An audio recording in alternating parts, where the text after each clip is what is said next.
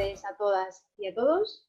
Hoy, a marzo 21, debatimos sobre la posición de las fuerzas políticas de izquierda ante la islamofobia, que es este fenómeno dañino que se ha utilizado para justificar muchas formas de maltrato y atropellamiento de derechos fundamentales.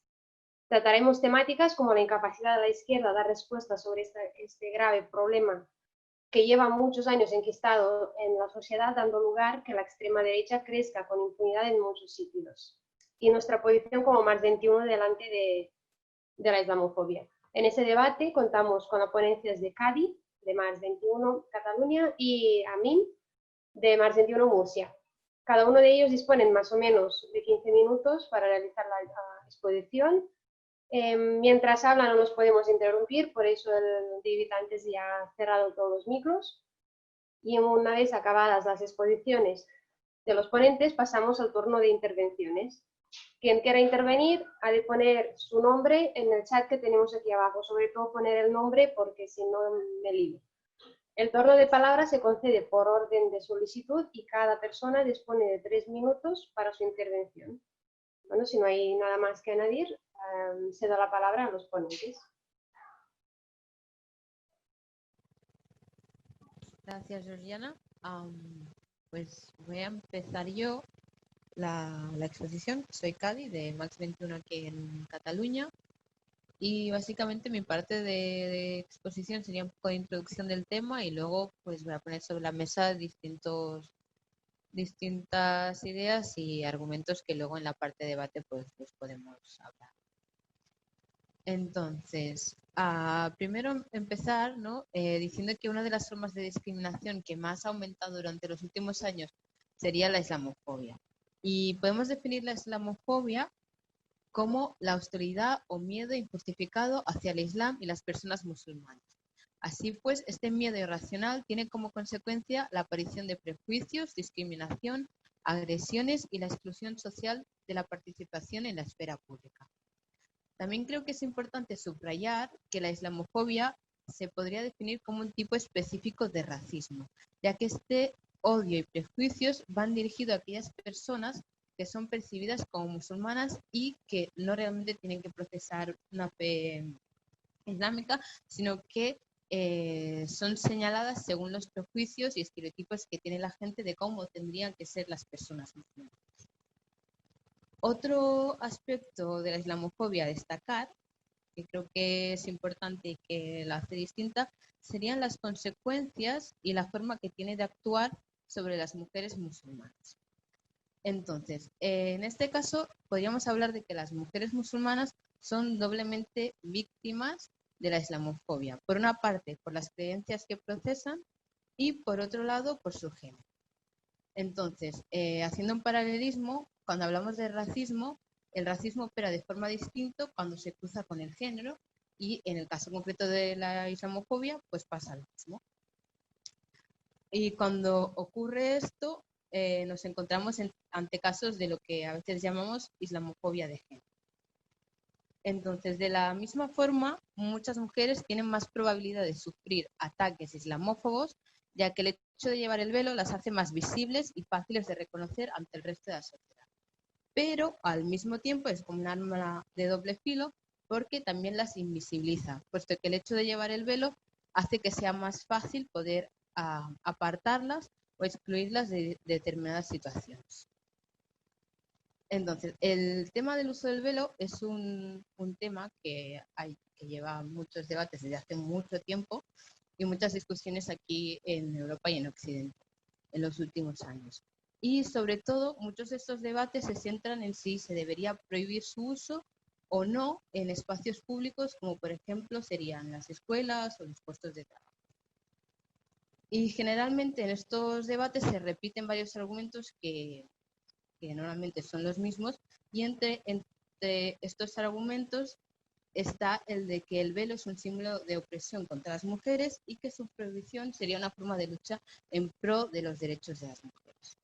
Entonces, un ejemplo que encontramos a nivel institucional de este tipo de discriminación sería la sentencia dictada por el Tribunal de Justicia de la Unión Europea del 14 de marzo de 2017, en que se determinó que el hecho de que una empresa privada prohíba el uso visible de signos políticos, filosóficos o religiosos no se puede considerar discriminación y que estaría acorde con las leyes europeas.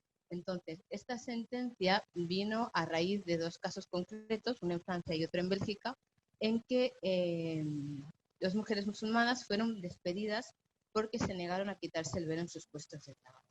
Entonces, en este ejemplo de esta sentencia, pues nos muestra cómo esta decisión del tribunal podría llevar a que algunas mujeres tengan que decidir entre ejercer su derecho a trabajo o su derecho a expresar su creencia religiosa de forma libre, lo que nos llevaría a que se recortaran los derechos de estas personas como ciudadanas. Entonces, también hemos visto cómo los derechos de las mujeres musulmanas son centrales en los discursos contra la islamofobia.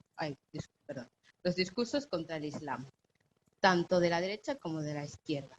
Y me gustaría hablar de un término específico de dos términos que serían el purple washing y el pink washing, que son dos conceptos que se utilizan para hablar de los argumentos o narrativas que a simple vista pueden parecer que defienden los derechos de las mujeres o del colectivo LGTBI, pero que en el fondo, se usan como excusa para propagar ideas racistas, islamófobas o prejuicios contra otros colectivos.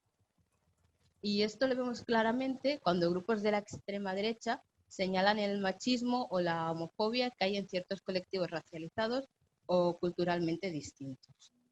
Pero al mismo tiempo, en sus discursos políticos, sus propuestas son claramente en pro del recorte de las libertades y de los derechos de las mujeres y el colectivo LGTBI. Entonces, estamos hablando de que estos grupos solo se acuerdan de los derechos de las mujeres cuando los argumentos les ayudan a reforzar ciertos prejuicios y estereotipos que van dirigidos a colectivos concretos. Desgraciadamente, algunos de estos argumentos también son usados por la izquierda a veces, y es por ello que tenemos que ir con cuidado. Y siempre y cuando, una idea muy simple que sería que siempre y cuando la mujer decida libremente cómo vestirse, deberíamos estar a favor de su libertad de decisión y en ningún caso caer en el discurso que pretenda controlar las decisiones y los cuerpos de las mujeres, sean de la religión que sea. Un ejemplo muy parecido al del velo, que sería como uno de los temas que más se habla en los medios sobre todo, sería el de la enseñanza del Islam en los colegios. Hace unas semanas apareció una noticia en que se hablaba que se harían pruebas piloto en distintos colegios de Cataluña en las que se darían clases de religión islámica. Entonces, esta noticia despertó varios debates en las redes, sobre todo, y uno de los argumentos que más se escucha cada vez que vuelve a resurgir este debate es el de que España es un estado laico y que en las escuelas no hay sitio para la religión.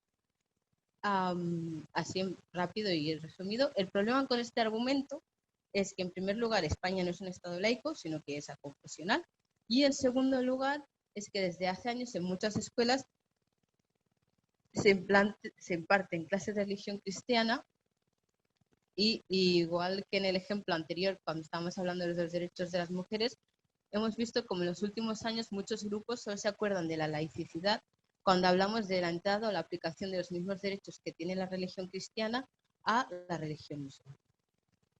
Entonces, a modo de resumen y para acabar con mi intervención, señalar que tanto en el ejemplo del velo y de los derechos de las mujeres como en el ejemplo de la escuela y de la enseñanza de la religión islámica en los colegios, los argumentos en contra de estas propuestas se centran en ideas de que el Islam como religión es uniforme, monolítica, inherentemente machista y negativa. Argumentos que son claramente islamófobos y que desvían la atención del debate del hecho de que estamos hablando de los derechos de una parte de la población y de su libertad de decisión. Y por último, hablar de que en el caso concreto de los derechos de las mujeres, la violencia que se ejerce hacia las mujeres racializadas y concretamente en este caso hacia las mujeres musulmanas es una violencia estructural. O sea, una violencia que es racista y machista al mismo tiempo y que nace de un sistema con las mismas características. Y es por ello que si queremos luchar contra la islamofobia y otras formas de opresión, tenemos que ir a la raíz del problema, que en este caso sería el sistema capitalista bajo el que vivimos. Y una de las estrategias de lucha que sabemos que funciona es la del socialismo desde abajo, que casualmente es la propuesta de Marx 21, y que, bueno, una de las ideas principales sería la propuesta de lucha unitaria contra todo tipo de opresión. Y hasta aquí sería mi intervención.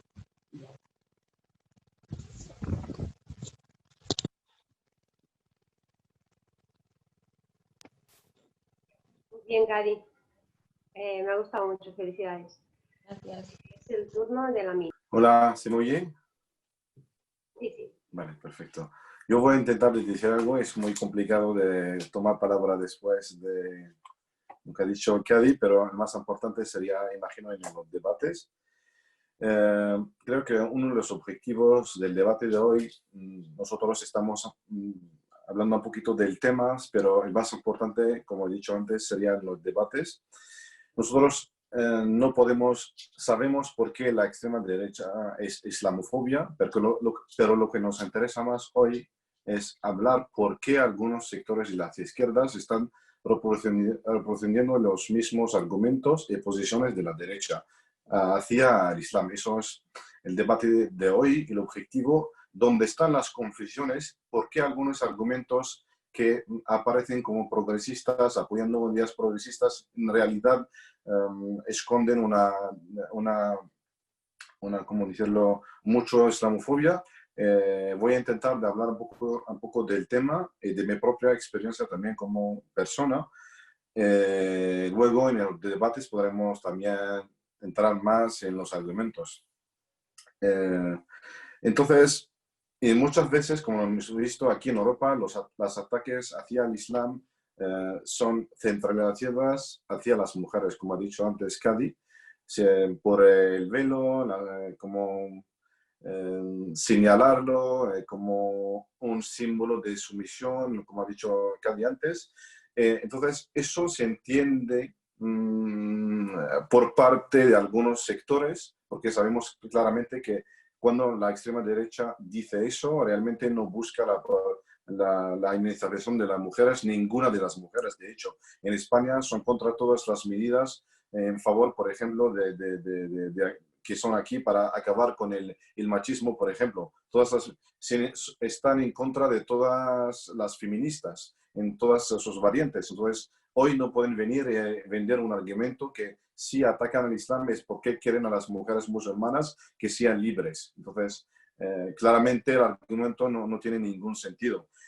Hacia eso, primero creo que estaba la última vez hablando en un grupo también en Francia que dice que es anarquista, que defiende también esta idea, que las mujeres musulmanas se ponen el velo, es un símbolo de sumisión, pero dicho, vale, es un símbolo de sumisión si queréis, pero primero preguntamos a las mujeres.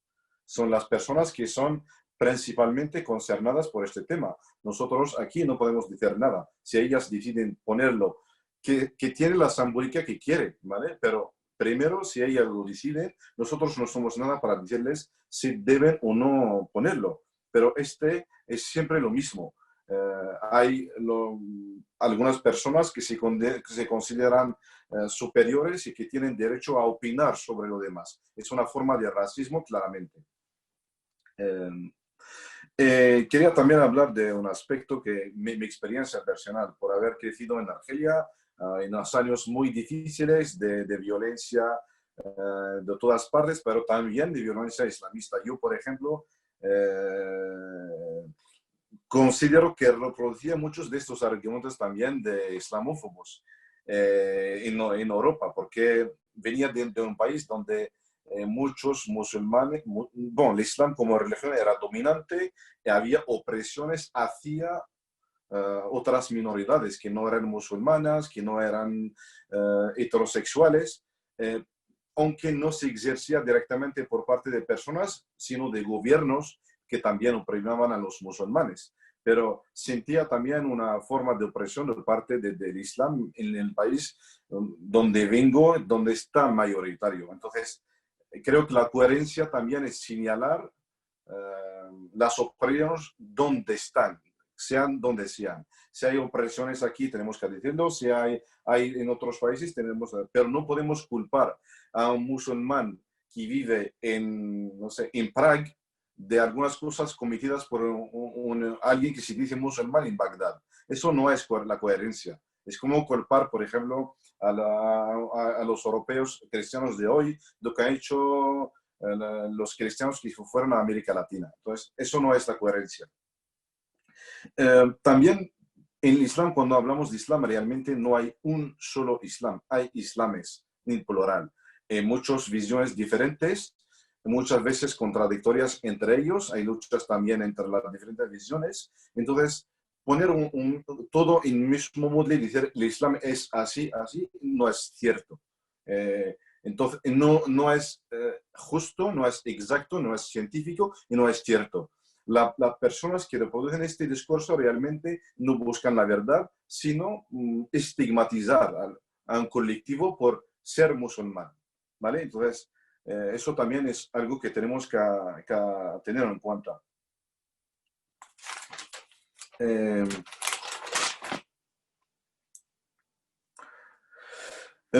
Quería también decir que la islamofobia realmente es una forma de racismo. No tienen ni más ni menos. ¿Por qué? Porque en la calle realmente, cuando ando yo, muchas personas me toman por un musulmán y me asocian algunos comportamientos, algún miedo. Algunos pueden pensar que puede ser violento.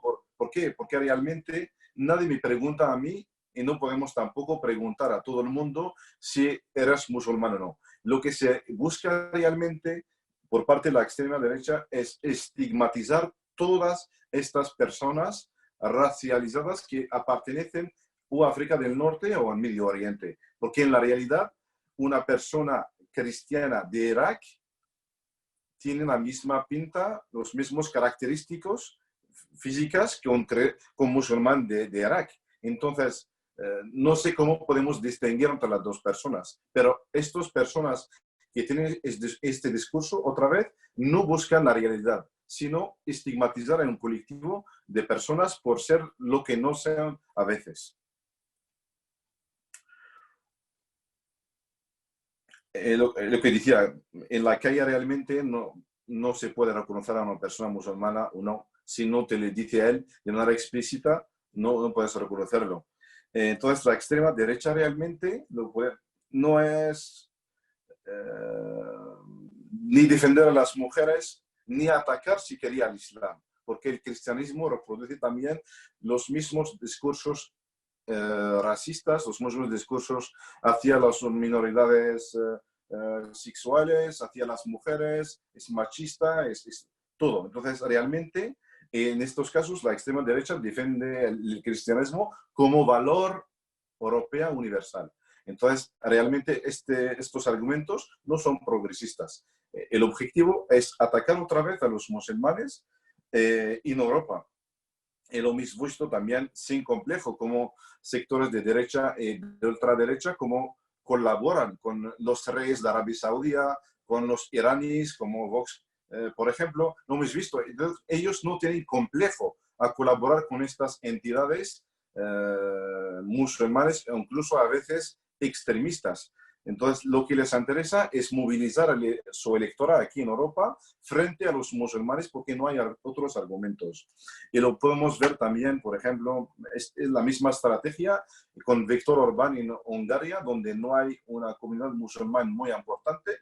Son los gitanos, son los roms que son estigmatizados, siempre por la extrema derecha. Entonces, realmente es la misma estrategia. Es la misma estrategia también hacia los judíos antes.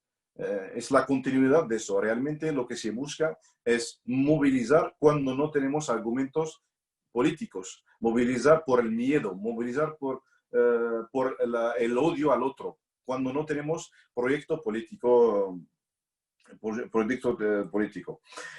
Para acabar, quería decir que nosotros como grupo realmente no defendemos ni el Islam, ni defendemos nuestra visión realmente del mundo, nuestras políticas. Y tenemos nuestros propios valores. Y cuando un musulmán es víctima de racismo, lo decimos y lo defendemos, porque no tiene que, por ser persona, no tiene que asumir esto. Pero el mismo musulmán, cuando hace, no sé, un acto, por ejemplo, que estimamos nosotros, no sé, xenófobo o otro, también lo condenamos. Eso es la coherencia en los principios, no es nada más, nada menos. Y con eso corto, gracias. Gracias, Amin. Perdonad, pero tengo problemas con el internet, me va muy lento hoy todo. Ya hemos acabado el turno de exposiciones y vamos a abrir turno de intervenciones. Como he dicho antes, las personas que quieran intervenir, es un debate muy interesante y aquí hay diversidad de opiniones. Tenéis el chat aquí abajo, ponéis el nombre y cada persona dispone más o menos de 3 minutos. Pues si nadie más, yo. Reanimados, que siempre hay mucho debate. Pero solo comentar un caso concreto, que el sábado pasado, sobre estas horas, otra compañera del grupo, María Dantas y yo, estuvimos en Moncada, bueno, sí, el sábado pasado, en Moncada, un pueblo cerca de Barcelona, donde la mezquita de Moncada sufrió 3 intentos pirómanos y la tercera vez consiguieron quemar totalmente la puerta y la entrada. Claramente un acto fascista. Se hizo una concentración que estuvo bien a pesar de una lluvia muy fuerte, pero había como 100 y pico de personas. Decían que había más o menos la mitad era gente no musulmana, pero lo que decíamos, si hubiera sido un incendio de una iglesia, un centro deportivo, incluso un bar, aún más, habría sido una respuesta mucho más fuerte. Que dentro de Unidad contra Fascismo y Racismo tuvimos que presionar al ayuntamiento para que tomase una posición muy firme, porque al principio hicieron un retweet y ya estuvo. Es un ayuntamiento controlado por la izquierda republicana y los comunes. Entonces, imaginaos si fuera de la derecha, ni esto. Entonces, es simplemente subrayar lo que han dicho también Kadi y Amin, que la islamofobia es un problema muy grave, que incluso dentro de la izquierda hay una confusión fuerte. Que hemos hablado del tema de la escuela y entiendo que la gente que sufrió bajo los curas en la escuela o en cualquier sitio tienen un poco de fobia hacia esto, pero ahora mismo estamos hablando de un racismo y yo creo que oponerse a la islamofobia y defender los derechos de la comunidad musulmana se puede hacer y se debería hacer a la misma vez que atacar los privilegios injustificables de la Iglesia Católica. No es una cosa o la otra. Pero sí, dentro de la izquierda hay muchísima confusión. Aquí tenemos a Ana de Tarrasa, que estamos hablando de este tema el otro día. O sea, en el conjunto de la izquierda hay un problema con este tema y como mínimo en nuestra corriente, que se basa en el socialismo desde abajo, intentamos plantear otra visión. Que como decía Mine, es una visión atea, es una visión marxista, pero de solidaridad delante de la opresión. Corto. Gracias, David. Por aquí tenemos a Juan. Adelante. Yo solo comentar una cosa. Bueno, yo ya sabéis la versión que tengo casi patológica contra las religiones. Entonces no era para comentar un poco, sacar un poco los temas y como veo que está la gente muy callada. Yo me quería preguntar si es posible desde un, digamos, un símbolo religioso como son el velo, el hijab, el burka, etcétera, etcétera, es posible tener una postura antipatriarcal, feminista y antihomófoba. O sea, desde una persona que asume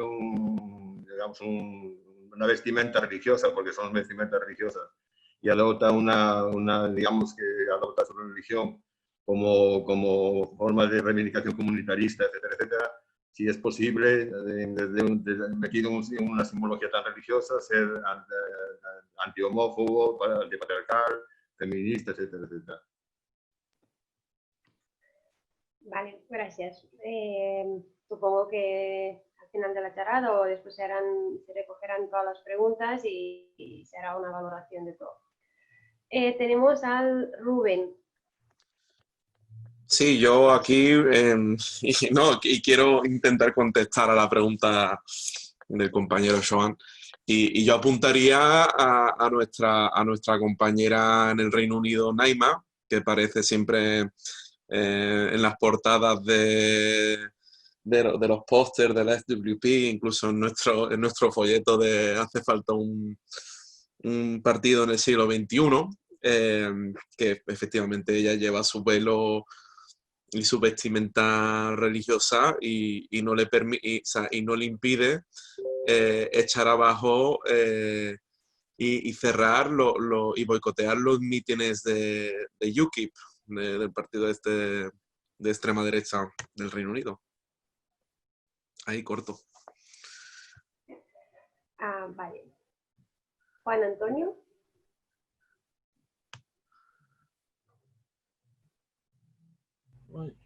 Hola, ¿se me escucha? Sí. Bueno, pues yo en este tema, primero me hace mucha gracia que desde lo que se llama, desde el mal llamado mundo libre a la derecha musulmana se le llama que son ¿cómo se llama? Que son los islamistas.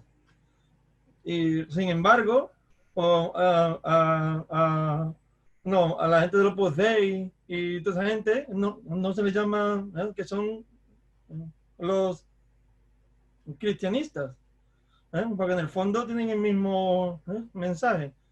Y después también en el tema del marxismo tenemos que recordar la figura de Malcolm X, que ese era musulmán, pero vamos, musulmán que se fue a la Meca, y ese tenía el mensaje de izquierda total. Y después también hay que recordar que cuando se crea la Unión Soviética, pues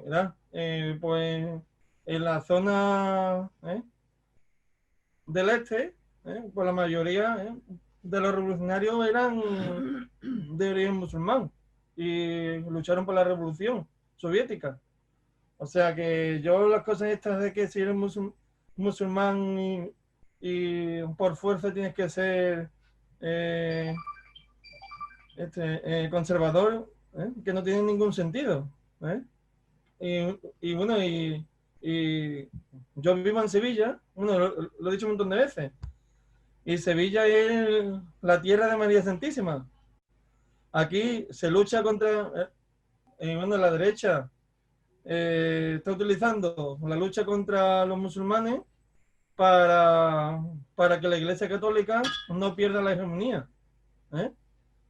Hoy en día la lucha es contra los evangelistas, porque ellos están consiguiendo que en los barrios pobres de mayoría gitana dejen el cristianismo, dejen el catolicismo por lo malo que los evangelistas de Sevilla son también conservadores. O sea que cuando la extrema derecha dice no a las mezquitas, no a no sé qué, no lo hace porque los musulmanes somos malos, sino porque no quieren perder, por lo menos aquí en Sevilla y por lo menos también, también en el Estado español, la hegemonía del catolicismo. Ya está. Gracias, Juan Antonio. Ha pedido turno primero a Ana Ríos, después a mí y después Bianca. Ana, adelante. Buenas, ¿se me escucha? Sí. Hola, ¿qué tal? Bueno, yo estoy coordinando y trabajando con mujeres musulmanas en varios proyectos desde hace ya bastantes años. Empezamos trabajando porque detectamos en la universidad donde trabajo mujeres musulmanas que estaban denunciando situaciones de vulneración muy, muy importantes y no había una respuesta por parte de la universidad, y a partir de aquí pues empezamos a indagar y a ver que el problema era un problema grave, ¿no?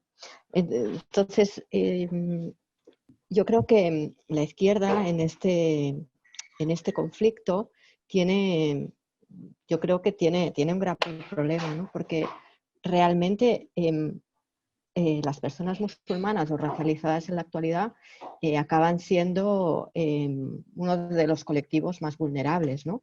Si nosotras partimos del análisis de que lucharemos defendiendo a las personas más vulnerables o de clase social trabajadora, si no los tenemos con nosotros es que algo estamos haciendo mal, algo nos estamos perdiendo, y eso en las luchas, por ejemplo, sobre todo en los colectivos norteamericanos, pues está muy claro, ¿no?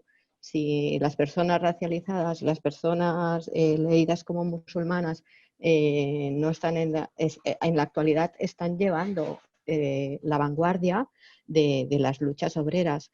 Si no estamos teniendo en cuenta sus puntos de vista, sus necesidades, es que algo estamos haciendo mal, ¿no? Y desde este punto de vista creo que no solo son en este momento, y sobre todo hay un colectivo joven que ya ha nacido aquí y que sienten que se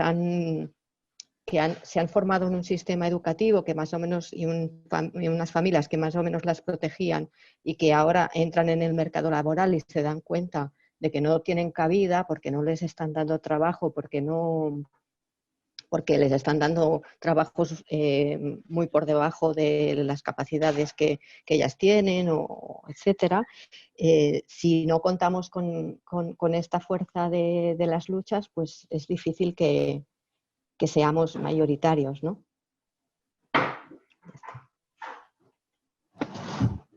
De acuerdo, gracias, Ana.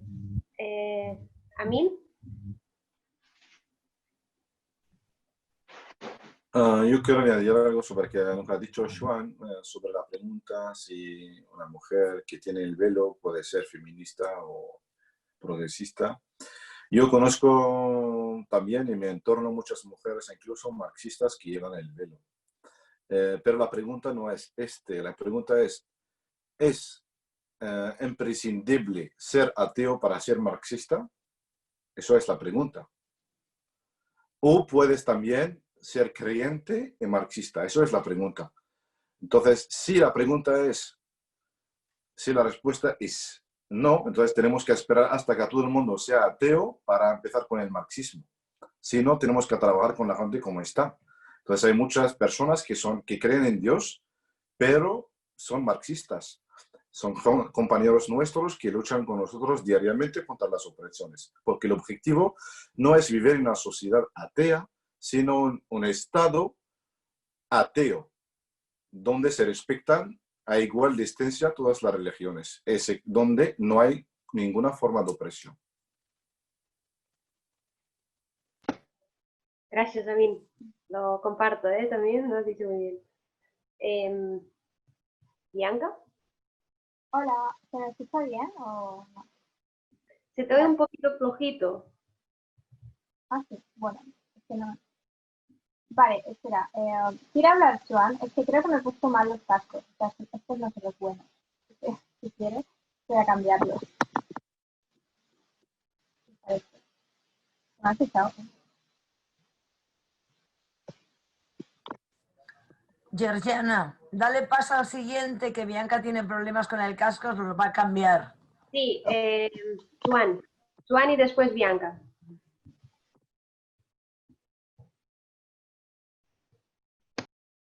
Yo solo comentar una cosa, yo no soy ateo, o sea, yo soy agnóstico y el ateísmo lo considero una ortodoxia igual de terrible que el cristianismo, que el musulmán, etcétera, etcétera. Eso es la primera aclaración, con lo cual no considero que haya que ser ateo para ser marxista. Lo que diferencia es una cosa, digamos, la postura, o sea, el postureo del pañuelo, de alguien que es marxista y que no es creyente, que puede ser, o sea, yo también tengo amigas, hace muchos años trabajé con una TIME, que era una asociación de trabajadores inmigrantes marroquíes en España, que había un montón de chicas, y las chicas estas eran todas, no eran creyentes, ninguna se consideraba creyente ni era practicante. Sin embargo, llevaban el velo en plan reivindicativo, o sea, eso es una cosa. Otra cosa es el tema digamos, de los casos que ha habido, por ejemplo, en Francia, muchas veces, el tema del velo. Si las niñas estas que van con el velo y que denuncian a los tribunales, si verdaderamente pudieran prescindir del velo, no acudirían a los tribunales. O sea, es una realidad que es así. O sea, yo diferencio un poco el tema del velo tan reivindicativo cuando se hizo la campaña en Francia, muchas mujeres musulmanas pusieron el velo porque fue cuando empezó la campaña del Ministerio del Interior francés de parar a la gente en la calle por el color de la piel. Se paraban negros, musulmanes, los que tenían pinta de musulmanes, entre comillas, norteafricanos, etcétera, etcétera. Y entonces hubo un montón de mujeres, incluidas gente del NPA en ese momento, la Vía Comunista, que iban por la calle, salían a la calle con el velo puesto. O sea, esa es una cosa. Y otra cosa es el tema de la utilización, digamos, de ciertas comunidades de las mujeres como elemento, digamos, de vanguardia para las reivindicaciones comunitaristas y religiosas. De acuerdo, gracias, Joan. Aprovecho la pausa para saludar a las nuevas incorporaciones, hola María y la gente que se acaban de incorporar. Bianca, ¿has podido arreglar el audio? Sí, yo creo que ahora sí, ¿no? Mejor. Perfecto. Adelante. Vale, pues la verdad es que es muy interesante esto que se ha planteado ahora, porque yo también tenía ese dilema mental. Y a ver, yo creo que estoy bastante de acuerdo con lo que ha dicho Amine, porque una cosa es creer en Dios y otra cosa es creer como la institución como tal y como las conductas opresoras que imparte esa institución de la Iglesia, tanto sea la católica como la musulmana. Pero claro, tú puedes creer que hay algo, que hay una fuerza o lo que sea que quieras, pero eso no en sí no incluye ninguna opresión, sino lo que incluye la opresión es la institución de la Iglesia y todo el poder que se acumula en eso. Entonces, puede ser... Entonces, por eso yo creo que sí que es compatible el marxismo con alguna manera de creer en algún dios o en alguna fuerza o lo que sea, pero lo que sí que me choca un poco es esas personas que sí que creen en la institución como tal, y a veces tampoco es porque lo crean mucho, porque yo, por ejemplo, en mi instituto sí que he hablado pues con amigas que son musulmanas y a veces tampoco llegan a entender por qué lo hacen, sino lo hacen porque sí, porque también es como una manera de identificarse. Yo creo que ha hecho mucho daño toda la islamofobia que ha habido, porque como para intentar como... ¿sabes? Vengarse de todo eso que les han echado a la cara, pues se reivindican. Y por una parte eso está bien, pero por otra, claro, da miedo que, o sea, no intentamos defender nada la postura que tienen, pues eso, teocracias como Arabia Saudí, Irán, y esas cosas son súper peligrosas y tampoco queremos caer en eso y no sé cómo, de alguna manera, ir contra esa facción del Islam, pero por otra parte, o sea, obviamente no se le desea nada a nadie. Las personas que lo creen quizá tampoco son conscientes de lo que hacen o no sé, o sea, por eso no sé, esta no es ninguna pregunta, no sé, es una intervención muy, muy rara, pero pues eso. No sé, yo tampoco sé cómo hacer esto. Me había planteado leer el Corán porque a veces te dicen, no, es que todo lo que hay es malo, pero o todo lo que hay es bueno. Pero claro, si tú no lo lees tampoco puedes decir es malo o es bueno. Entonces, claro, para entender mejor lo que piensan las personas que creen en esto, pues también habría que entenderlo primero para poder rebatirlo. Entonces, bueno, no sé, ya está, ya no digo nada más, que me enrollo. Gracias, Bianca. No, se lo has hecho muy bien. David. Hay muchas cosas. Intentaré ser breve. Volviendo antes de empezar, Samir, que creo que no está conectado ahora mismo, pero plantea una pregunta de qué ofrecemos específicamente nosotros como grupo y como corriente. Y es una buena pregunta y la aplazamos hasta aquí. Yo creo que la visión del socialismo de abajo, que ya comentaron antes Kadi y Amin, es clave en el sentido de que gran parte de la izquierda, de una manera u otra, plantea la solución como desde arriba, desde una visión ya cerrada, escrita en un programa que podía ser de hace 80 años o de hace 40 años, o un programa que ya escribieron la semana pasada, pero un programa fijo, unas ideas concretas que quieren imponer sobre la gente, que es una visión realmente idealista. Y suponiendo que este programa no incluye el Islam, entonces el Islam es un obstáculo para imponer su programa. En cambio, si partes de la visión totalmente opuesta de que la clave es la autoemancipación de la gente trabajadora, tal como es, no como una clase trabajadora abstracta, inventada, pura y todo el mundo marxista, sino la clase trabajadora real, entonces esta autoactividad es el centro.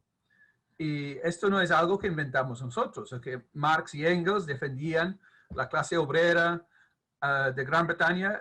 Una parte importante eran irlandeses y católicos, que salen en la película de Joven Marx. Entonces, no digan, no, primero dejen de ser católicos y después podemos hablar de luchas. No, luchemos ahora con ustedes y en la medida que hay debates sobre, no sé, derecho de las mujeres al aborto, pues discutiremos, pero no ponemos barreras. Y lo mismo que hicieron los bolcheviques después de la revolución, en las zonas de mayoría musulmana, cambiaron las leyes incluso para que el día de descanso fuera el viernes. Incluso en algunas disputas civiles permitieron la aplicación de Sharia si había acuerdo entre las dos partes. Entonces, no es algo que inventamos nosotros, pero tristemente gran parte de la izquierda ha olvidado este elemento de socialismo como autoemancipación y democracia desde abajo. 2 puntos más breve. Primero, Bibi estaba hablando quizás leer el Corán. Pues bien, no estoy en contra. Yo nunca lo he leído, he trabajado años contra la islamofobia sin leer el Corán, porque yo lucho contra una forma de racismo, no a favor de una religión ni una interpretación de una religión.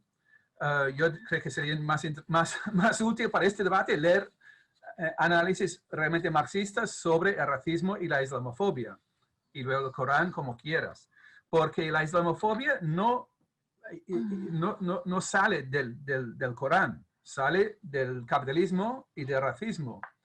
Incluso Arabia Saudita ahora no lo puedes entender en términos del Corán. Es una monarquía aliada del capitalismo occidental. Entonces hay que entenderlo como una dictadura más, que podría ser Israel, podría ser Siria, o muchas dictaduras más. O sea que no entiendes Israel como salido del judaísmo y no entiendes Arabia Saudita o Irán como salido del Corán. Porque Malcolm X, que se ha mencionado, también se inspiró en el Corán. O sea que igual que tanto Franco como el papa más reaccionario que hay, como Movimiento Sin Tierra o Martin Luther King, se inspiran en la Biblia cristiana. Entonces, no explicas la diferencia política entre Martin Luther King y Franco en base a la Biblia, es política. Entonces, yo creo que la cuestión para la izquierda es a veces, paradójicamente, por intentar ser tan laica, acaba teniendo una visión religiosa de la cuestión, en vez de tener una visión política. Y este es el problema quizás, corto.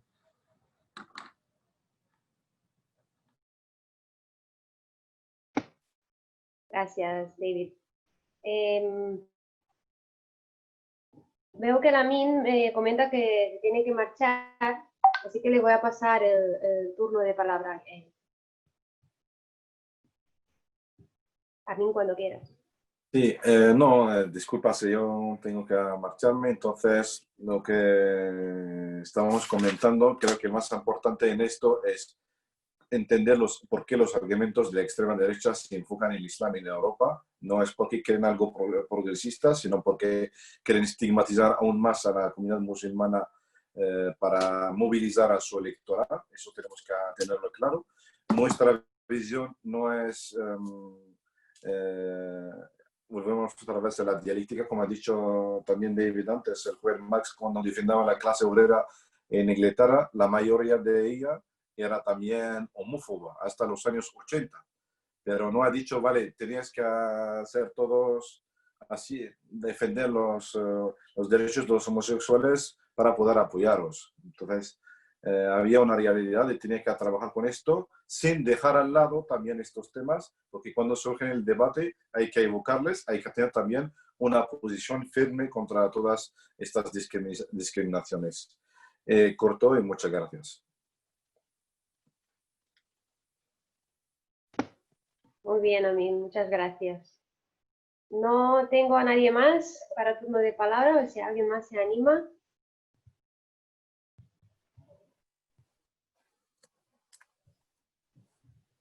Mira, ya tenemos un valiente. Rubén, adelante. Sí, no, yo era también un poco para también explicar un poco o ahondar en lo que dijo Bianca, ¿no? Sí, Bianca y bueno, lo que dijo, y luego lo que dijo David. También hay que diferenciar, por ejemplo, cómo funciona el Islam en el Estado español. O sea, lo que me refiero es que no podemos ver tampoco a la religión del Islam como una cosa tan centralizada como también opera la Iglesia Católica. La Iglesia Católica opera de una forma muy vertical, ¿no? Desde arriba, ¿no? Desde el Vaticano, pues yo qué sé, se van dando pues, diferentes poderes a diferentes obispos, diferentes diócesis, y tiene una estructura así muy piramidal. El Islam tiene un componente también más, sí, y por eso a mí se me parece mucho al protestantismo, en que, tanto en cuanto, como persona protestante, es una cosa más personal. Y por lo que veo, por las personas que conozco que practican, lo tienen como una forma de creer más personal. Entonces, ¿existen estructuras verticales como las del Vaticano en la Iglesia Católica en el Islam? Por supuesto. Existen, por ejemplo, la rama del wahabismo, del salafismo, que tienen una idea, a mi gusto, bastante nefastas, pero vamos, también existen ramas parecidas dentro del catolicismo que también para mí tienen ideas nefastas, o incluso dentro del evangelismo protestante, ¿no? Entonces, si como marxistas, ¿no?, que somos, si estas ideas se intentan implantar en este país o se intentan promocionar, pues obviamente estaríamos en contra de ellas. O sea, no estamos tampoco por la labor de fomentar una opresión hacia personas LGTBI o personas o mujeres, ¿no? O, bueno, cualquier otro tipo de opresión a diferentes colectivos, ¿no? Entonces, en ese tema estaríamos en contra, pero claro, es que el Islam no es un monolito y depende del Islam que estamos hablando. Si estamos hablando por una persona que practica, que es chiita, pero luego no tiene no está bajo ningún... Yo creo que aquí solo hay una... Lo que regula la mayoría de las mezquitas aquí en España es una asociación, pero que como que está un poco separada de lo que se envía desde, por ejemplo, desde Arabia Saudita, ¿no? Pero es verdad que hay a lo mejor alguna que otra mezquita que sí que sigue un poco el salafismo. Pues obviamente no estaríamos por la labor de apoyar esa versión a la hora de eso. Eso sí, si a lo mejor a las personas esas reciben un ataque racista, pues a las personas sí se les defiende, ¿no? Porque una cosa es que el imam esté intentando implantar ideas salafistas, pero otra cosa son los congregantes, que son gente de a pie. O sea, es como en mi iglesia hay pastores que a veces vienen con un discurso homófobo, pues yo estoy en contra de ellos cuando lo tienen, pero si alguna vez a los de mi congregación viene alguien y le hace un escrache por ser evangélico, pues obviamente me voy a poner al lado suya para defender. Bueno, yo porque en este caso de la casualidad que soy, pero me gustaría, ¿no?, que vinieran mis camaradas para apoyar, lo lógico, vaya. Y solo dejo eso ahí.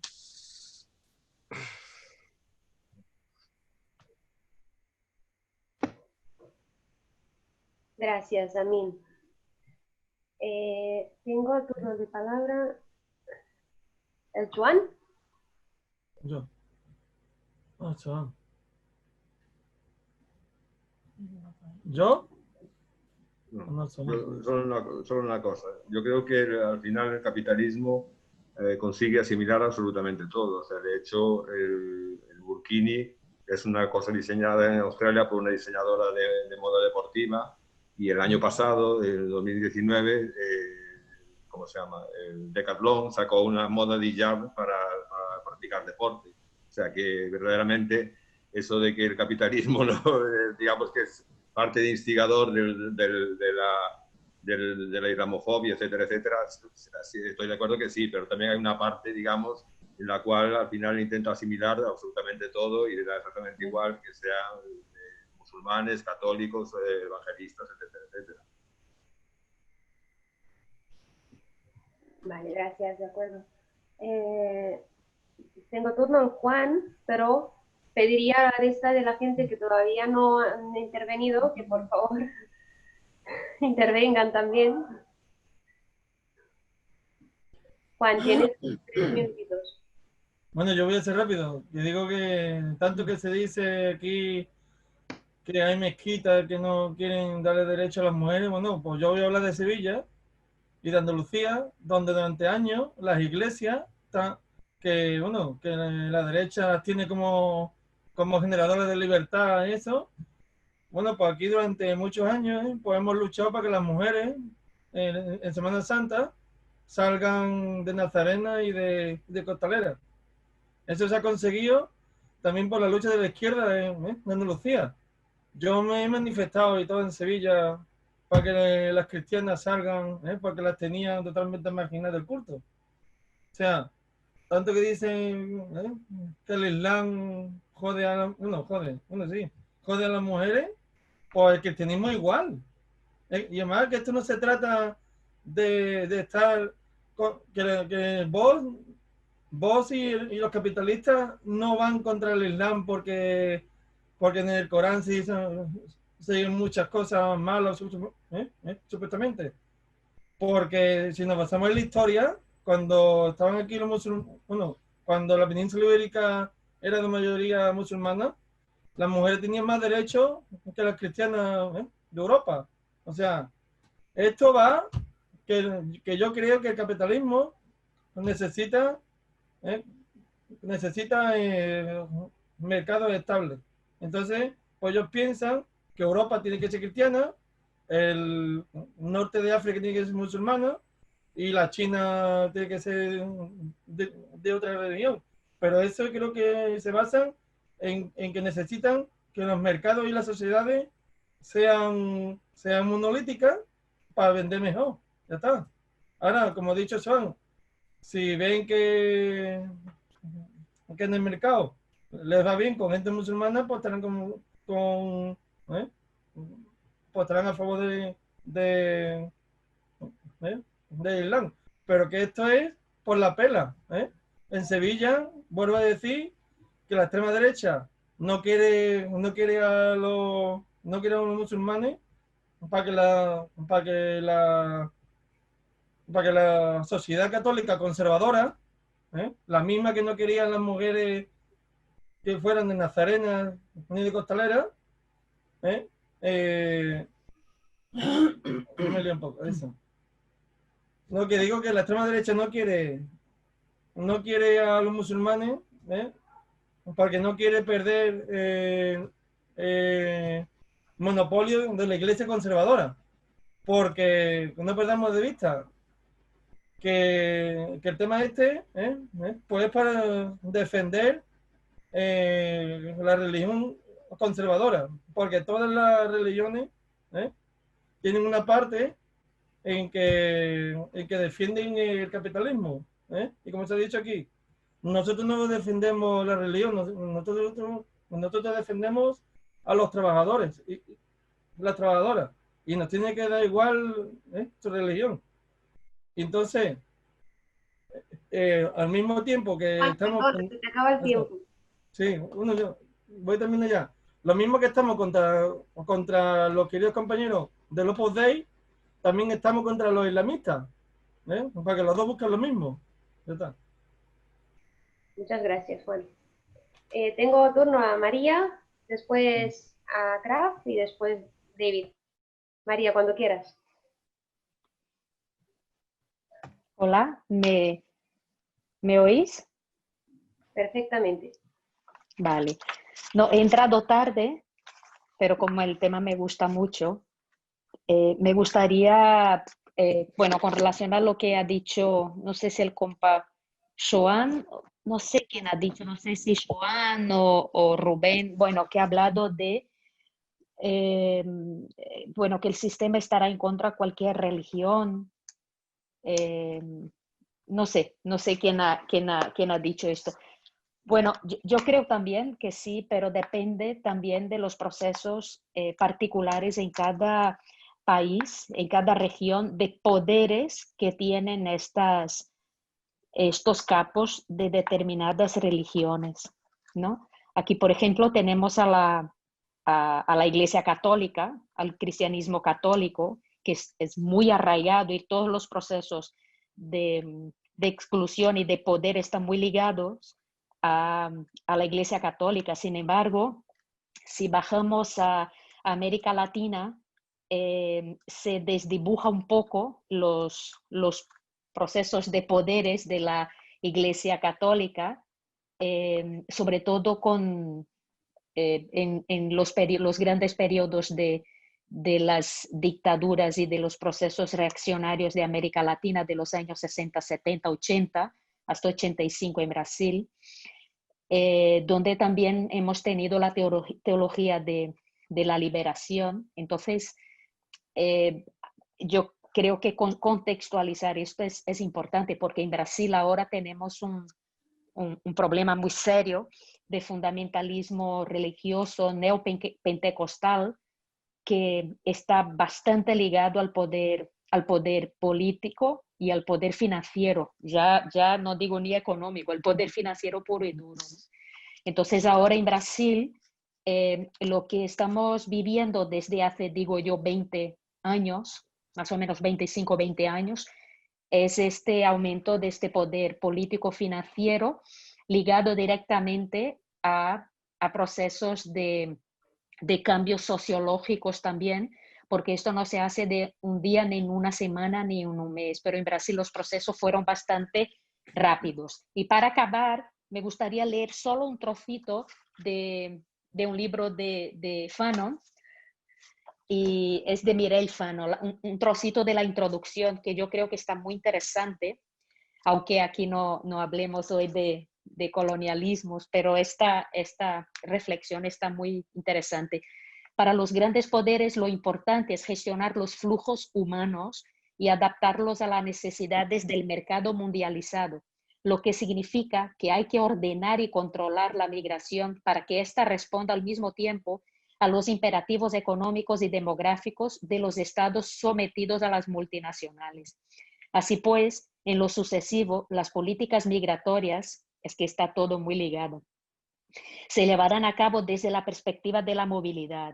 Esta gestión se acompaña de prácticas represivas y coercitivas cuya ideología nos remite a las peores horas de la historia europea al crear una sociedad de vigilancia construida en nombre de una lucha antiterrorista y contribuyendo a la criminalización de los marginados y de los desfavorecidos, pero también de cualquier persona que intente resistirse, a través de transformaciones sucesivas facilitados por la superposición de categorías sociales y etnoculturales, o los pobres, los negros, los árabes, los musulmanes. Los regímenes occidentales restablecen referencias coloniales en la gestión de sus propias sociedades. Nada nuevo, pues, bajo el sol glacial de la discriminación. Muchas gracias, María. Es el turno de Afraf Rashidi. Perdona si digo mal tu nombre. Tienes que conectar el audio, no se te escucha. Bien, ¿ahora? Sí, gracias. Se oye. Es Ashraf Rashidi. Ashraf, así, muy difícil pronunciarlo. No, difícil Bueno, no. cuesta un poco. Bueno, para señalar, es la primera vez que me conecto con el Zoom, se me está haciendo un mundo. No sé, es que creo que va eso solo. Pero quiero, en breve, voy a ser muy breve. Quiero señalar que la islamofobia es el odio a las personas, etimológicamente hablando, es el odio a las personas que se les considera legados a la religión y cultura del Islam, como por ejemplo los marroquíes, o el antisemitismo es el odio contra los judíos. Los ataques contra, o racismo, es otro tipo de racismo, los ataques contra los musulmanes no es una cosa de hoy, es una cosa que desde mucho tiempo. Por ejemplo, aquí tengo unos cuantos datos. Los ataques contra los musulmanes eran muy frecuentes en España, por ejemplo, las pintadas en las mezquitas islámicas, sobre todo la oposición a que los marroquíes tengan lugares santos como mezquitas, como cementerios. En 2002, por ejemplo, primero, en 2001 se acentuó el fenómeno después de las Torres Gemelas. Por ejemplo, tengo noticias del 2001, Lleida se siente hostigada. 2001 también detenidos 3 neonazis por atentar, quemar una mezquita en Gerona entre mayo y junio del 2001. Oposición vecinal a la construcción de una mezquita en Mataró, marzo 2001. Vecinos de un barrio de Granollers, no sé si la pronuncio bien, creen que crean una coordinadora para impedir la instalación de una mezquita. El ayuntamiento de Alcarrás niega a los musulmanes un local para una mezquita, 2002, abril 2002. Oposición vecinal al traslado de una mezquita, marzo, abril y diciembre de 2001. La Generalitat se opone a la construcción de una gran mezquita en Barcelona, abril 2001. El Consejo prohíbe usar un local como mezquita, Reus, junio 2001. Los vecinos se oponen a la apertura de una mezquita, en Lleida en julio 2001. El ayuntamiento niega el permiso para abrir una mezquita en un local de propiedad de la comunidad islámica, Lleida, septiembre de 2001. Los vecinos recogen 1.400 firmas contra una mezquita en Gerona, octubre de 2001. Dificultades para poner en funcionamiento un cementerio musulmán en Terrassa, Barcelona, enero, mayo 2001. O sea, tengo una lista que es muy antigua y que muestra esa cara, digamos, mala de Occidente. Por último, por lo visto, es que no... hay que distinguir entre cuando un árabe, cuando un marroquí, por ejemplo, o los árabes es rico, procede de Medio Oriente, de Arabia Saudí, de esos sitios emiratos, le llaman árabes, y a los pobres, los trabajadores le llaman moros. O finalmente, para terminar, que como he señalado al principio que no voy a coger mucho la palabra, finalmente ojalá que se moviera, que se movilizara la Occidente como se está movilizando estos días contra el COVID-19. Y nada más. Muchísimas gracias.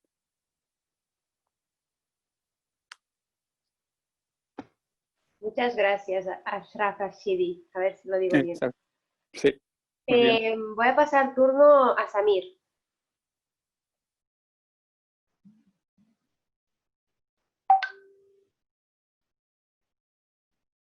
Samir, no se te oye, tienes que encender el audio. Buenas tardes otra vez. Acabo de escuchar la intervención del señor Rashidi y creo que ha apuntado a muchos actos o sucesos que han ocurrido durante los últimos años y que me imagino que no es ninguna novedad para nadie, si todo el mundo lo sabe eso. Pero claro, ahí están, ahí están. Ahora, las cosas están como están. ¿Qué debemos hacer? ¿Cuál es la solución? ¿Qué hay que hacer? ¿Por qué la sociedad parece, durante una época parece que se ha logrado algo y empezó a notarse algún cambio y tal, pero de golpe volvemos a echarnos un pelín atrás y tal? ¿A qué se debe? A ver, es normal, histórico, nos referimos a la historia, Magreb, Europa del Sur y tal, pues todo el mundo puede hacerse una idea, ¿no? Que es algo normal. Bueno, pues empezó la inmigración y es normal, yo hasta cierto punto lo veo hasta normal, el rechazo, incluso el racismo que había hace 20 años, que yo considero que hoy en día que no es lo mismo que hace 20 años, que ha cambiado. Y cambiado para mejor. Ahora, ha cambiado poco, eso sí también, porque parece que damos un paso adelante y 4 atrás. Eso es lo que suele ocurrir. Y muchas veces, claro, me pregunto, ¿por qué? ¿Cómo se puede lograr una mejoría? La izquierda es mala, la derecha es mala, la extrema derecha es mala. Nosotros tampoco somos los mejores del mundo. Así que tiene que haber algo. Y yo creo, yo soy no de dar la otra mejilla, pero sí que dar la mano. Si puedo sentarme con mi enemigo, hasta cierto punto, claro, si me dices ponte frente a Abascal, te diré que me va a costar una mica. Yo no me sentaría con este tío porque lo tiene claro y no está dispuesto a dar ningún paso atrás. Por lo tanto, con este tío está claro que yo voy a chocar desde el primer día, el primer minuto y no estaré nunca de acuerdo con él. Pero con la izquierda en general, que debería ser algo nuestro, no de nadie más, sino de la propia izquierda. Porque no quiero excluir a nadie de la izquierda, sinceramente. No quiero decir que el PSOE no es de la izquierda, ni que Podemos no es de la izquierda, por decir siglas y partidos, pero porque hay mucho más.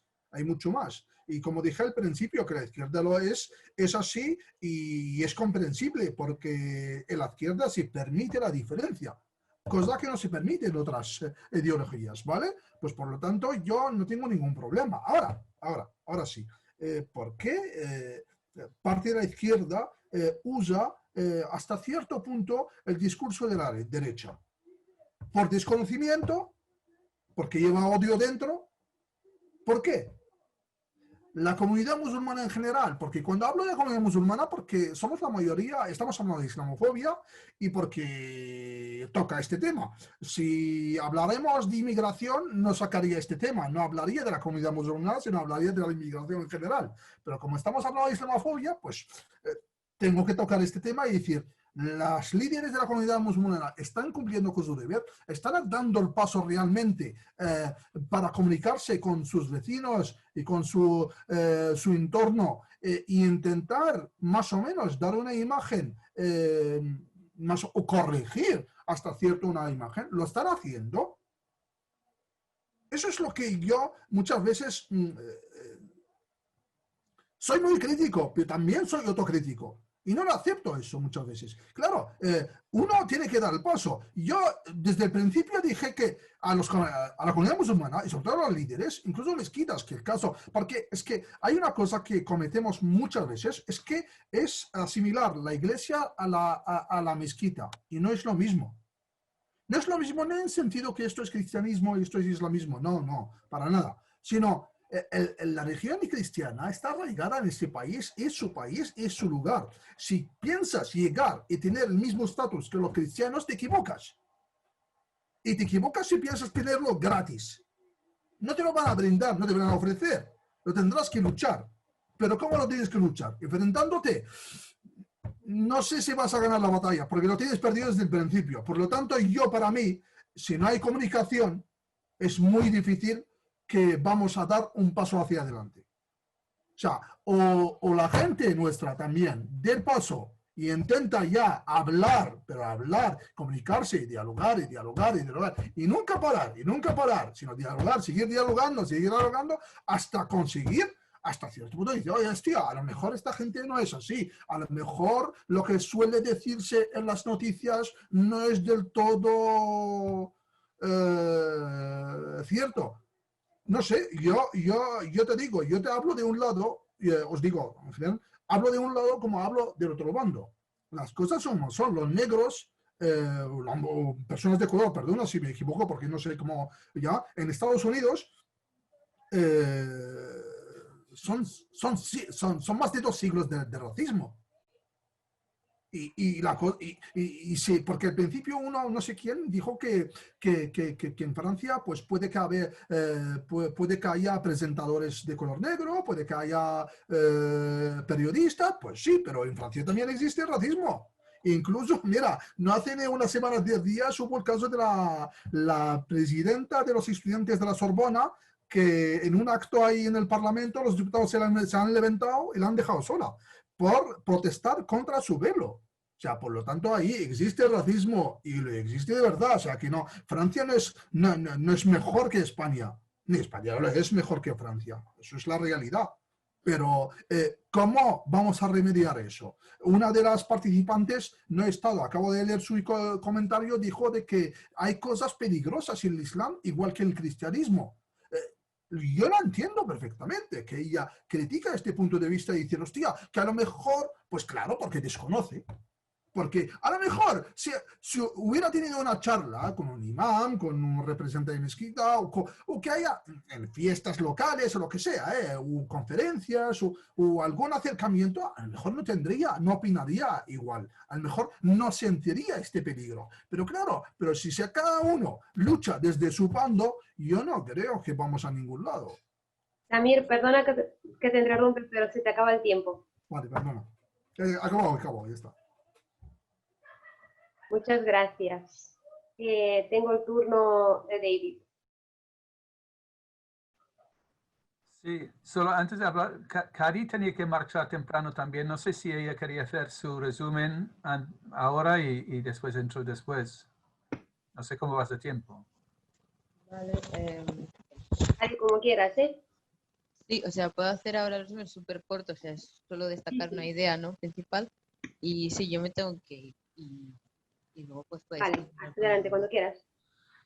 Básicamente la idea que yo quería destacar, o sea, aparte de todo lo que ya ha dicho Amin y lo que he dicho antes, era que, bueno, desde Mars 21 y creo que también como desde la izquierda en general, pero sobre todo desde Mars 21 como marxistas revolucionarios, que es importante que sepamos identificar esos argumentos islamófobos que propician que haya espacios de opresión a grupos minoritarios de la población. O sea, ideas que, como he dicho antes, muchas veces se disfrazan de ideas progresistas o de ideas que son en pro de los derechos de las mujeres o en pro de los derechos del colectivo LGTBI o en pro de X, pero que en realidad en el fondo son narrativas racistas de islamófobas, no tienen más. Y básicamente lo que defendemos desde Mars 21 son los derechos de todas las personas y la posibilidad de construir una sociedad libre de opresiones y justa para todos. O sea, que son ideas como muy simples y muy de sentido común, pero que a veces, bueno, pues... Y hasta solo quería decir eso y siento que no me puedo quedar hasta el final, pero ha estado muy interesante el debate y las ideas y argumentos que han salido hasta ahora. Muchas gracias, Cadi. Adeu. Gracias, Cadi. Adeu. Guapa. Bueno, David, Bien. te toca.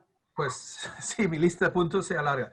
Primero, sobre lo que decía el Rashidi de Puertollano, esta lista de actos islamófobos, seguro que habría muchos más. A mí me ha chocado que había muchos que eran de Cataluña y de los años 2000.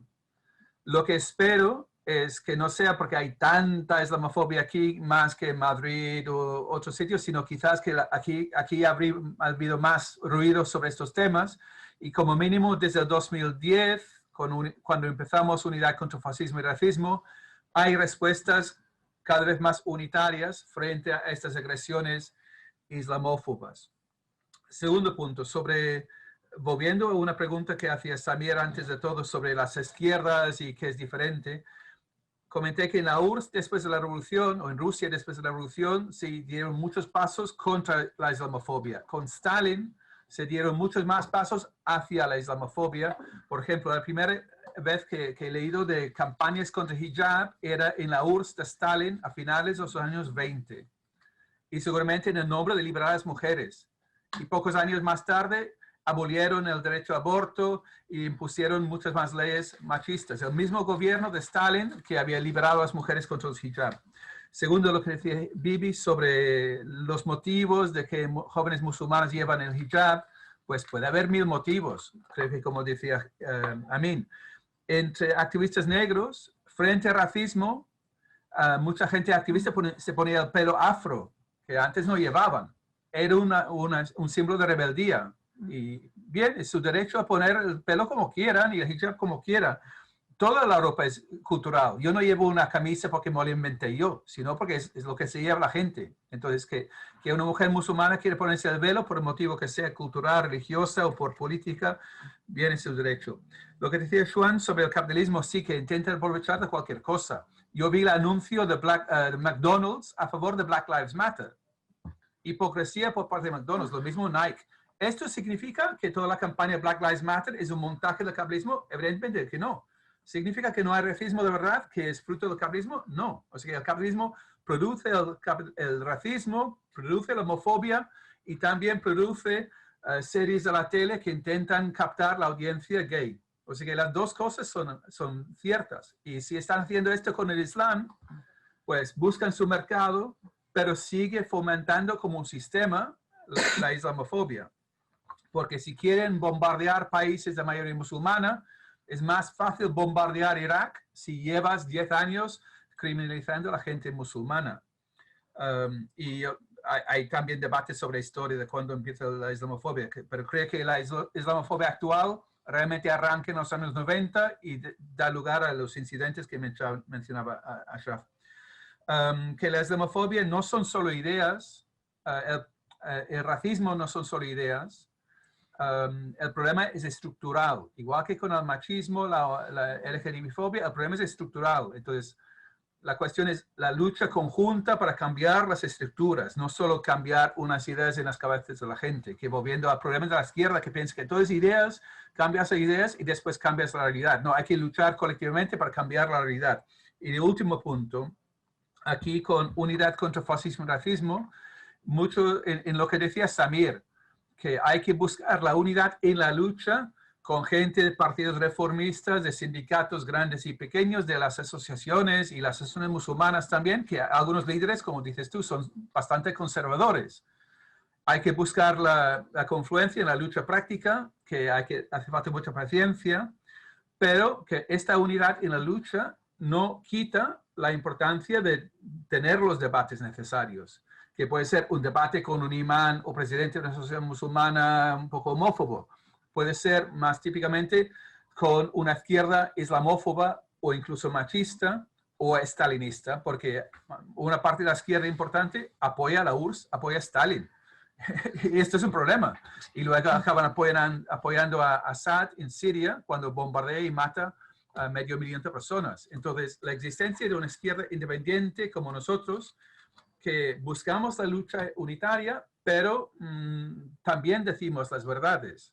Y si la mayoría de la izquierda o bien es islamófoba o se cae ante la islamofobia, hay que decirlo, pero hay que también ir construyendo un movimiento unitario en Cataluña. Creo que hemos ido bastante bien. O sea que hemos tomado posiciones como unidad contra el fascismo con todos los partidos de izquierdas y los sindicatos frente a la islamofobia. Inshallah, se podría hacer esto en más territorios del Estado español, como en Ciudad Real, por ejemplo. Corto. Inshallah, David. Tengo la palabra pedida de Marlene. Tienes 3 minutos.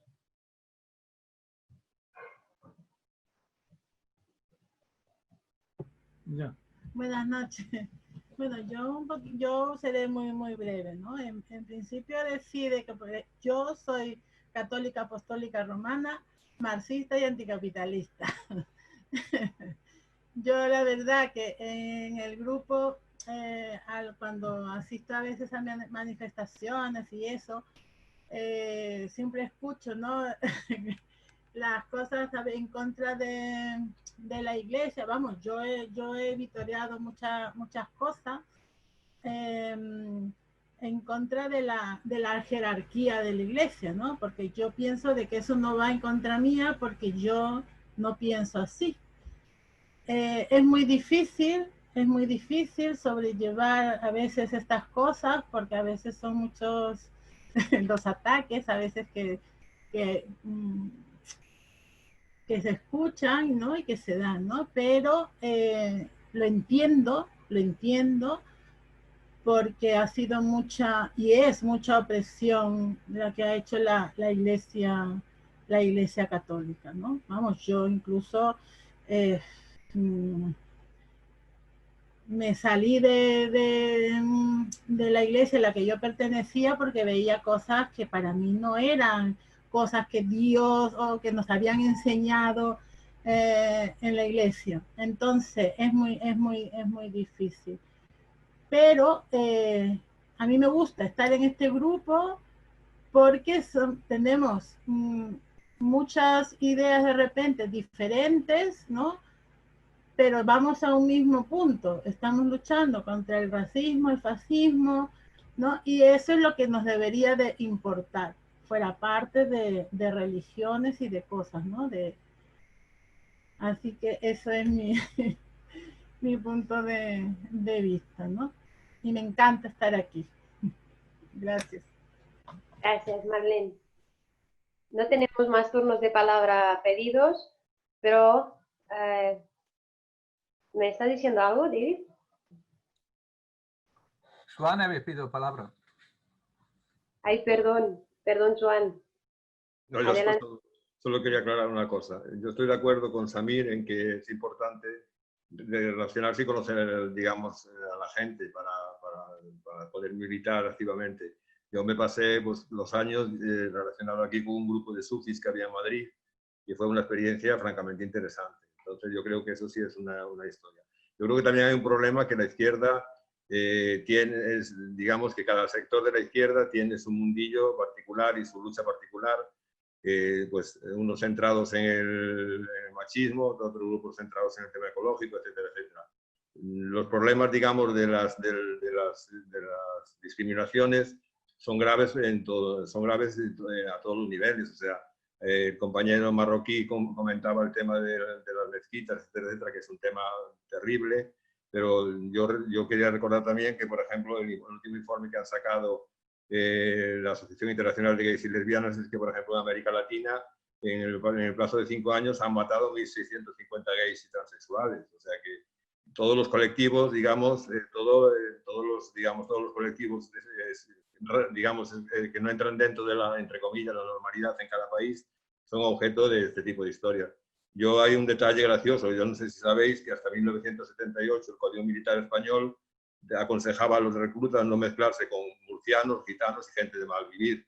O sea que esto hasta 1978, que está ahí a eso. Y en Suiza dictaron una ley especial contra los gallegos, contra los emigrantes gallegos, que les obligaban a dormir y a vivir en las fábricas donde trabajaban. O sea que, digamos que si buscamos historias de estas, las hay a montón. O sea, estos son, entre comillas, lo que llama la gente curiosidades. Lo de los murcianos es una cosa que viene de lejos, porque viene ya de la época de varios reyes españoles que consideraban a los murcianos gente de mal vivir. Pero ya te digo, Suiza, las leyes estas contra los gallegos las tuvo hasta hace nada, hasta hace a los años 80.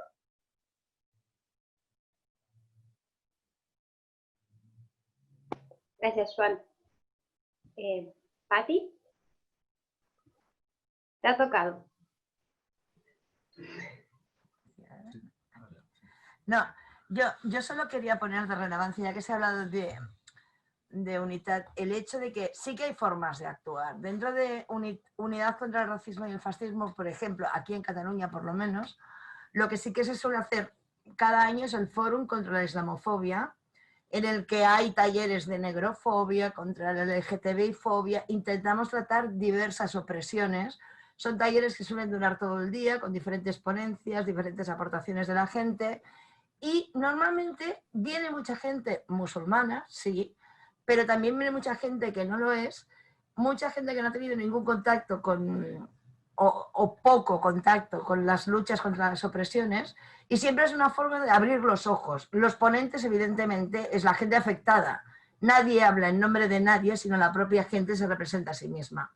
Entonces pienso que son cosas como estas, cositas, que ya sé que con esto no estamos cambiando el mundo, pero son cositas como estas las que sí se pueden extender para crear una mayor convivencia, porque muchas veces el miedo al diferente es a lo desconocido también. Y simplemente el hecho de entablar una conversación y explicarnos el qué, muchas veces. La extrema derecha no, por supuesto. Puede cambiar un poco el balance de las cosas. Ya está, corto.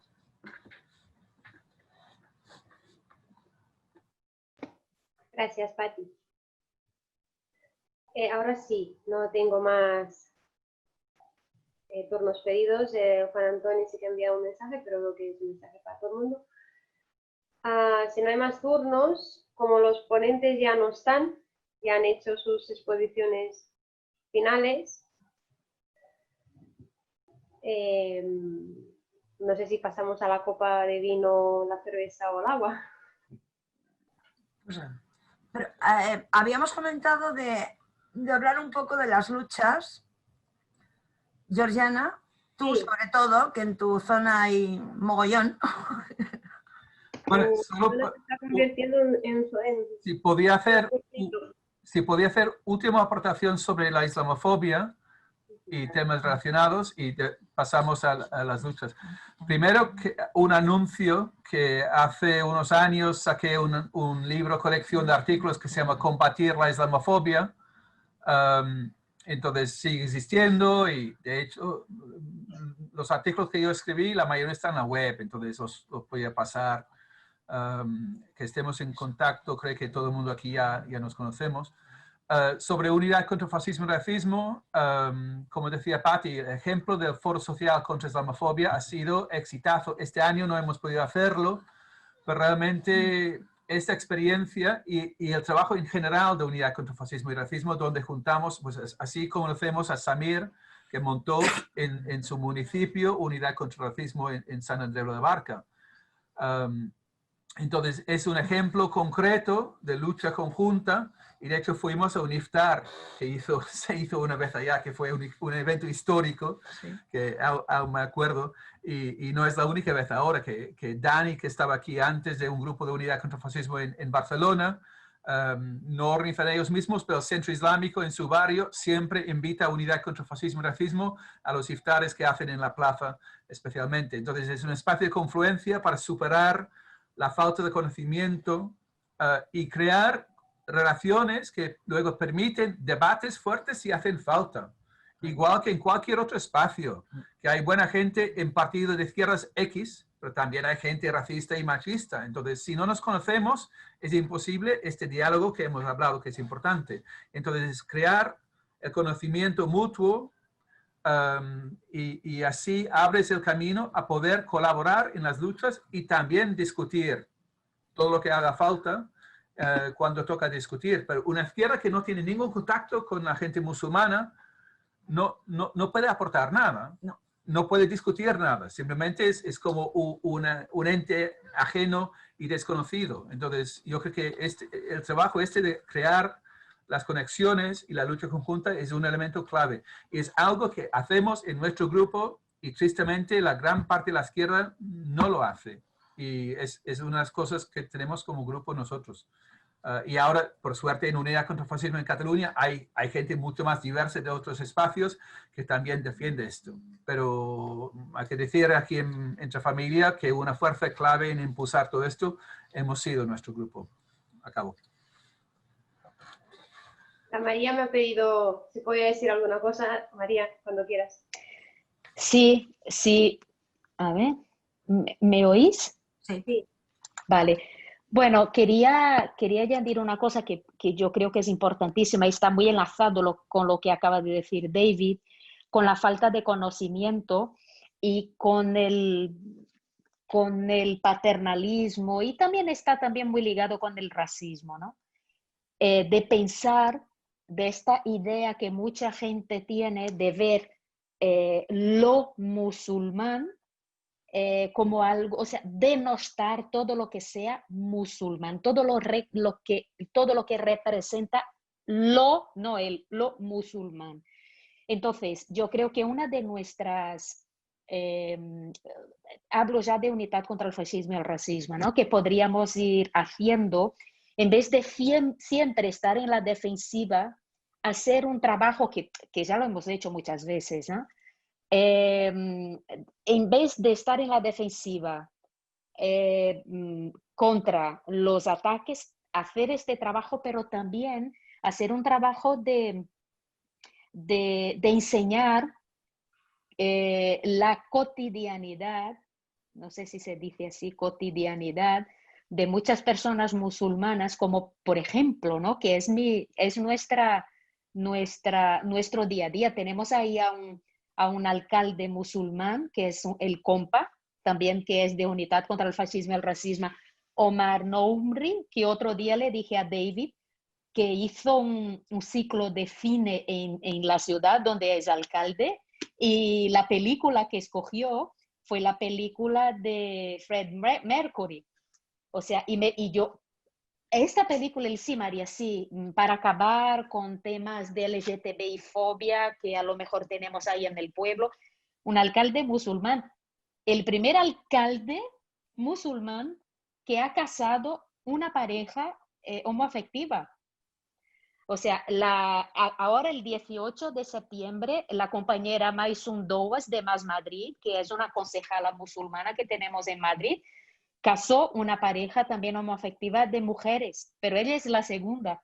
O sea, ir haciendo también hincapié en la normalización de la gente musulmana, porque no sé quién ha hablado antes, creo que Samir, la idea que se tiene del Islam, ¿no? La islamofobia está tan arraigada en la sociedad que cuando hablas del Islam, la carga negativa que viene a la cabeza de las personas, pero son personas normales, si se puede decir así, normales, son ciudadanos y ciudadanas como cualquiera de nosotras aquí en esta reunión ahora mismo. Pues cosas que pasan, ¿no? Yo creo que tendríamos que que dar más visibilidad. ¿Sabíais que hay una concejala musulmana en Madrid? ¿Quién de aquí sabía? Que se llama Maysun Douas, de Más Madrid. Pues sí, y el día 18 casó una pareja homoafectiva de mujeres y además puso en su tweet, me parece, es un plaft en Vox, que está aquí en Madrid gobernando con Ciudadanos y PP.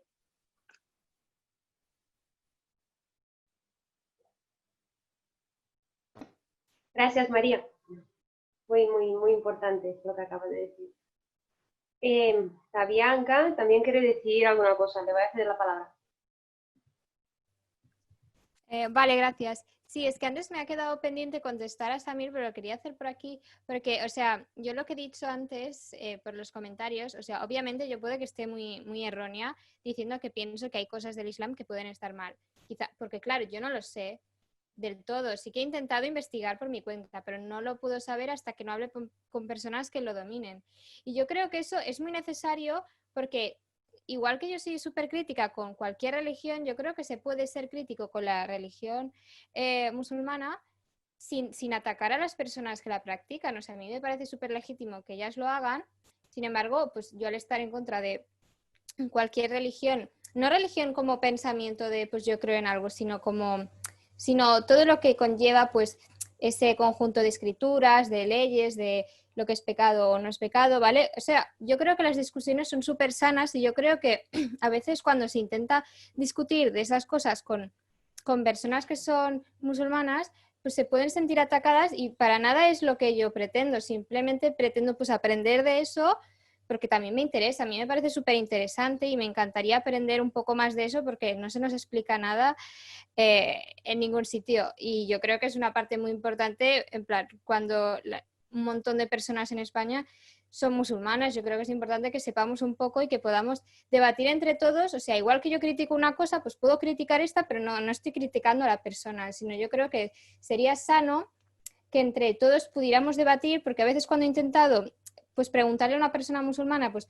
oye, me interesa mucho pues lo que piensas y tal, a veces como que no se atreven porque piensan que les voy a atacar y para nada, yo quiero aprender de eso y pues a lo mejor yo estoy equivocada y tengo una idea equivocada, pero claro, si no puedo llegar a conocerlo, pues no lo puedo saber. Y yo creo pues que sería muy sano tener, yo qué sé, pues eso, esos debates sanos y pues nada, solo quería decir eso y ya está.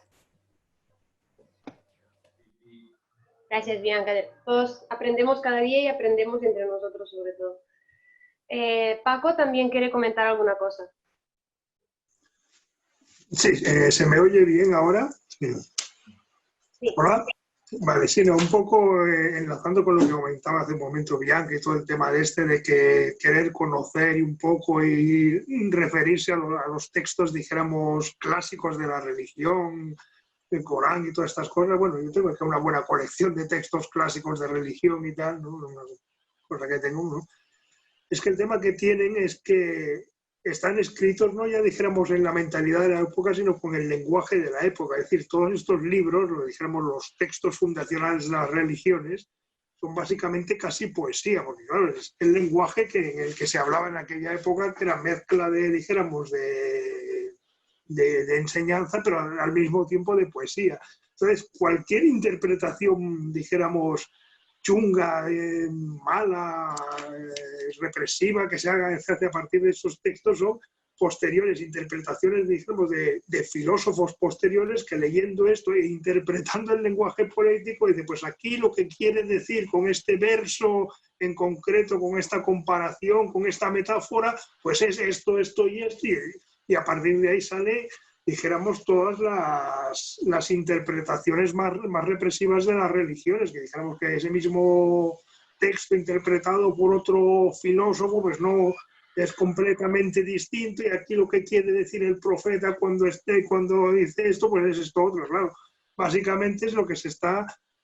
Lo que pasa con las religiones es que cuando te vas a los textos fundacionales estás discutiendo básicamente sobre poesía, porque es el lenguaje que se usaba en aquella época. Entonces los profetas hablaban casi en poesía.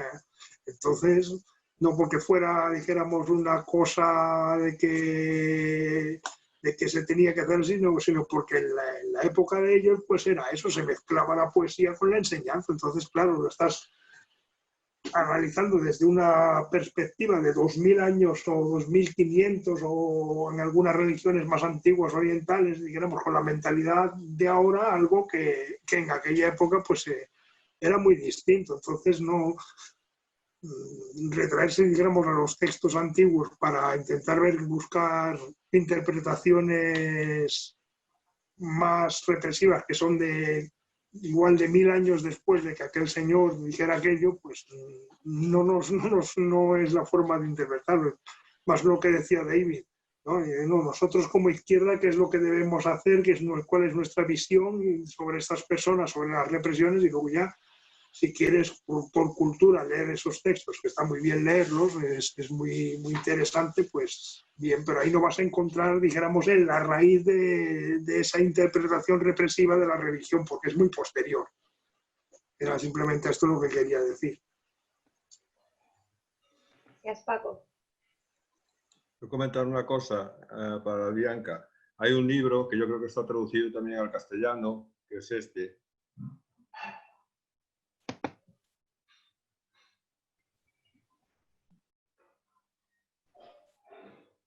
Me lo he apuntado, merci. Vale. Samir, 2 minutos, ¿vale?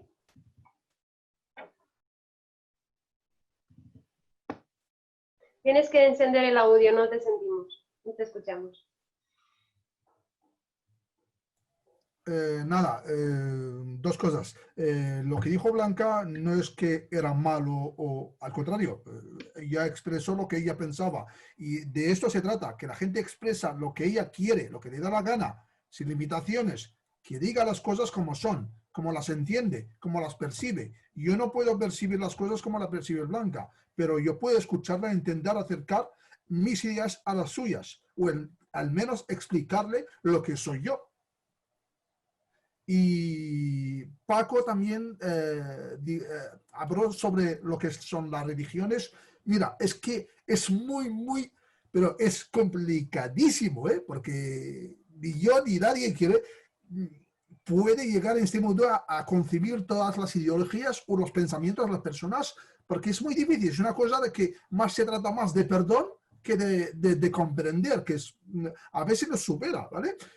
Claro, imagínate que la inmigración masiva, por decirlo, los últimos 20 años, no los últimos 40 años ni 50 años, sino los últimos 20, 25 años aquí en España.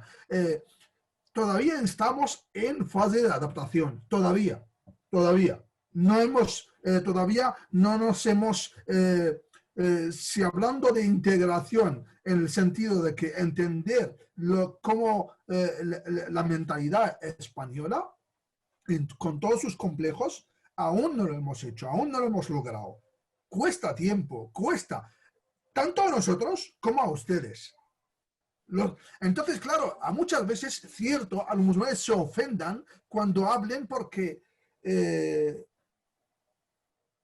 es suyo, su identidad, no conoce otra cosa. Quizás sus hijos sí, pero él es muy difícil que cambie, ¿vale? Es muy difícil, pero sí podemos llegar a un cierto punto de encuentro en decir que yo te respeto, tú me respetas, tú no te pases de la línea, yo no me paso de la línea.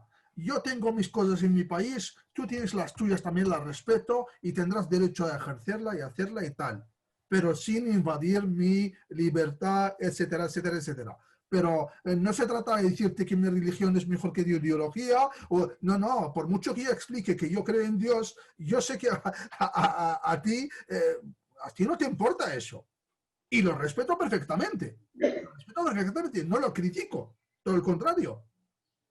Tú piensas, tienes un pensamiento que yo, gracias a Dios, hoy, después de 21 años de migración, he logrado entender un poco, cómo es la mentalidad de aquí, cómo la gente piensa, cómo perdonar, cómo entender, cómo intentar ponerse en lugar de otro y decir, hostia, tío, pues mira, si lo ve así, no lo dice con mala intención, simplemente lo expresa porque lo piensa así, no hay maldad en las cosas. Igual que no hay maldad en el extranjero que expresa las cosas, o a veces tampoco hay maldad en lo autóctono, y cuando ve las cosas, o cuando, yo qué sé, si aquí está bien salir de fiesta el sábado, para el musulmán quizá no, pero yo me hago a la idea que la gente aquí es así.